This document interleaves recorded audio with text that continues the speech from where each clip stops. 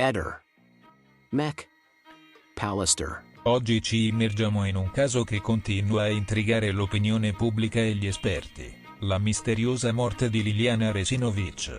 Questo caso è diventato un intricato puzzle di dettagli sconcertanti che sfidano le spiegazioni semplicistiche. Liliana Resinovic scomparve il 14 dicembre 2021, e il suo corpo fu ritrovato il 5 gennaio 2022, nel boschetto dell'ex ospedale psichiatrico provinciale di Trieste.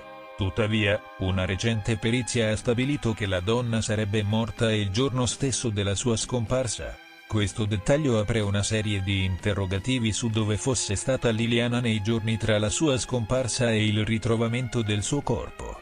Ad arricchire il mistero ci sono le osservazioni del rinomato zoologo Nicola Bressi.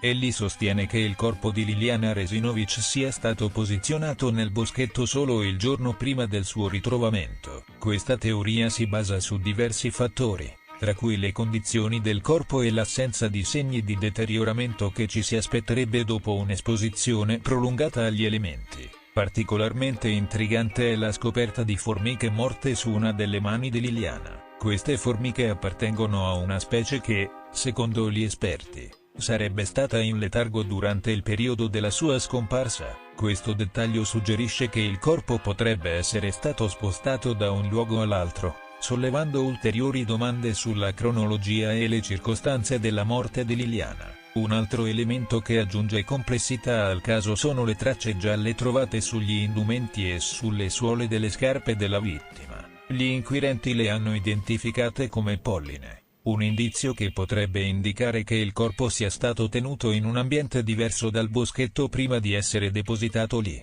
La presenza di polline in un periodo in cui la vegetazione non è in fiore è un dettaglio che non può essere ignorato e che potrebbe fornire ulteriori indizi sul luogo in cui il corpo è stato nascosto. Un aspetto che ha lasciato perplessi gli esperti è che il corpo di Liliana non mostrava segni di attacco da parte degli animali selvatici locali, come cinghiali e volpi, notoriamente presenti nella zona. Secondo il dottor Bressi, il luogo in cui è stato trovato il corpo si trovava lungo una pista frequentemente utilizzata dalla fauna locale per accedere al parco. L'assenza di segni di morsi o graffi suggerisce che il corpo non sia rimasto nel boschetto per un periodo prolungato. Le incognite che circondano la morte di Liliana Resinovic sono molteplici e le nuove scoperte sollevano più dubbi che risposte. La combinazione di formiche fuori stagione, tracce di polline e l'assenza di segni di animale suggeriscono uno scenario complesso, forse orchestrato da qualcuno con una conoscenza dettagliata della zona e delle sue dinamiche. Questo caso rappresenta una sfida non solo per gli investigatori, ma anche per gli esperti forensi che devono districare una rete di indizi apparentemente incongruenti. Man mano che nuove informazioni emergono, il mistero della morte di Liliana Resinovic continua a crescere, catturando l'attenzione di chiunque sia affascinato dalla complessità degli enigmi criminologici. Restate sintonizzati per ulteriori aggiornamenti su questo caso e altri misteri che esploreremo insieme. Grazie per averci seguito in questo viaggio nel mondo dei misteri irrisolti. Luoghi comuni: Liliana non si sarebbe mai messa con un uomo dell'età di Sterpin. Nulla di più falso. Chi ha conosciuto Sterpin sa benissimo che come porta gli anni lui non li porta nessuno. E allora cerchiamo di capire uno dei segreti dell'uomo che ha sconfitto l'età. Tutti gli italiani che si sono interessati del caso di Liliana, youtuber eccetera, tu sai benissimo e te l'ho detto che il numero uno fra tutti siete proprio te e Paolo Ferini, siete i due numero uno, insomma, per dire, per quanto ricerche fatte, per quanto interessamento eccetera. Bon, detto questo, per cui io non mi sono dimenticato né di te né di lui, ma ho nominato così a casaccio, non nomi ma località dove si annidano, chiamiamoli così, personaggi che si sono appassionati a questo caso e ci mettono del loro per cercare di sbrogliare la matassa. Mentre tempo fa ti avevo parlato di un esercizio che io faccio in mare, a parte che con i bersaglieri spero di venire in Sicilia a maggio, che c'è il raduno nazionale bersaglieri a Marsala, per dire, per cui potrebbe essere un'ulteriore occasione per trovarsi. Comunque, questa roba funziona facendo esercizi in mare con le ciabatte, che queste che ti faccio vedere in quella pesano 4 kg, 2 per piede. Ne ho un altro paio di 3 kg e uno di 5. Le suolette sono fatte in listelle di piombo ricavate dai vecchi scarichi di tutte le case fino a 20 anni fa o giù di lì, avevano gli scarichi fatti in tubo di ferro, giusto? Questi sono stati eliminati, venduti come piombo.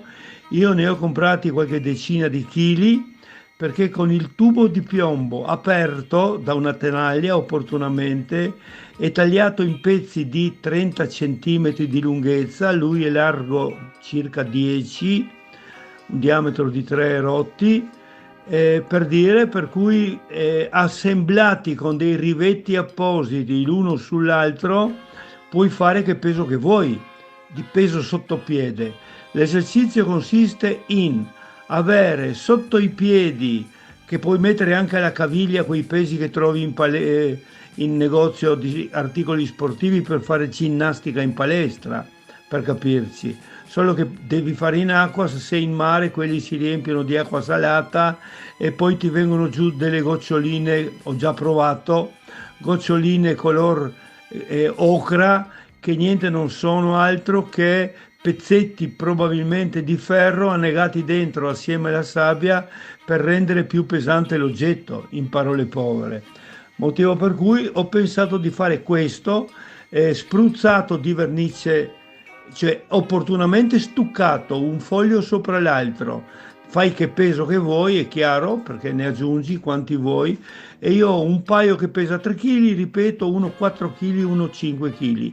In virtù del peso che hai sotto i piedi devi metterti un galleggiante, che di solito è sia girocollo, anche quelli costruiti da me, con quei tubi che trovi anche nei negozi di articoli sportivi per i ragazzini che vanno a fare i primi bagni, quel tubo alto 1 metro e qualcosa e di un diametro di circa 8 cm in poliuretano, qualche roba così. Io con quelli mi sono costruito, opportunamente modellati, fissati fra di loro con quelle fascette lunghe da elettricista, eccetera.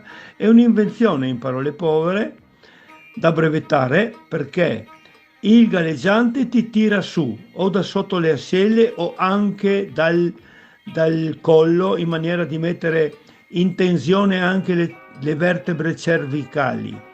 Il peso che hai sotto i piedi ti tira giù, esercizio da fare rigorosamente in mare, e io in una ventina di minuti, mi sono contato a minuto, faccio non meno di 400 micro allungamenti della spina dorsale. Io oggi mi è scomparso il problema alla spina dorsale che avevo, per aver fatto anche quasi 30 anni di autista d'autobus, non ultimo.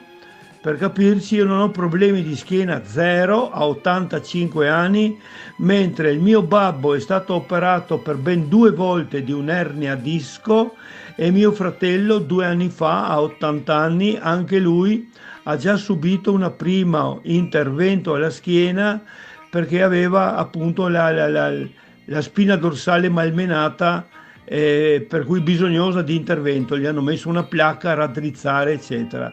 Io di tutto questo non mi sento bisogno, perché in acqua faccio anche una mini ginnastica, cioè faccio ad ogni oscillazione in su e in giù, faccio una torsione di 90 gradi, una volta verso destra, una volta verso sinistra, ed una inspirazione profonda con la espirazione successiva, e soprattutto quando mi giro a destra tiro su al petto il ginocchio destro e viceversa quando mi giro a sinistra il ginocchio sinistro.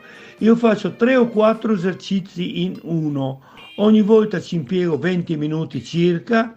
In 20 minuti faccio circa non meno di 400 micro allungamenti della spina dorsale, e fatti frequenti, cioè almeno 3 volte alla settimana.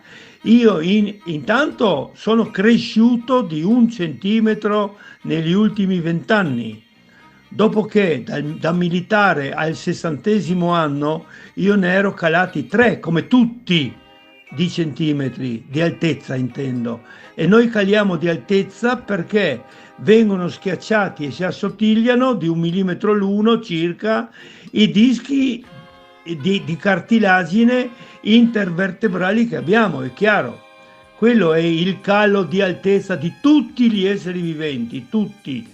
Tu, tuo papà, tuo nonno, tuo trisavolo e i miei idem sono calati tutti. Io ho calato di 3 centimetri nei primi 60 anni di vita. Sono cresciuto di 1 centimetro negli ultimi 20 anni, cazzarola. Cioè questo prima di tutto frena o ferma il calo che hai, cioè i dischi intervertebrali si sentono sollecitati verso l'allungamento anziché lo schiacciamento. Sarebbe da fare forse anche ogni giorno questo esercizio, ma è troppo stropia. Io ho scelto di farlo ogni secondo, in piscina d'inverno, in mare d'estate, e sono qua. Sono circa 20 anni, 25 che lo faccio, scoperto per mano di un amico che, avendo un cugino fisioterapista a Chicago, ai propri pazienti, il cugino fisioterapista fa fare questo stesso esercizio all'interno di una vasca 2 metri per 2 piena d'acqua che si è fatto costruire in ambulatorio. Con una scala mette dentro 2 pazienti alla volta e li fa oscillare su e giù senza alcun peso, esclusivamente col peso proprio. E io mi sono detto, ma se io aumento il galleggiante e aumento il peso ai piedi, aumento la trazione che faccio sulle vertebre. È logico, è chiaro. L'intelligenza serve anche per questo e io sono convinto di averne, modestamente, punto. Ci sentiamo quando vuoi e la prima volta che vieni a Trieste te li faccio vedere e toccare. Io ho 3 di questi, chiamiamoli così, pesi, 3 potenze diverse, uno da 3 kg, uno da 4, uno da 5. Ed è chiaro che come aumenti il peso devi aumentare il galleggiante. Il 5 secondo me mi comincia a essere troppo, perché lo senti, dopo fatto senti che hai fatto un lavoro un poco fuori norma, ma il 3 e il 4 lo sopporti facilissimamente. E io ho la ciabatta con 3 kg, la ciabatta con 4 kg e la ciabatta con 5, e contemporaneamente metti al collo o sotto le ascelle, perché sono 2 punti diversi di lavoro che fai, o soprattutto cervicali, o soprattutto sotto le ascelle dorsali e lombari come vertebre.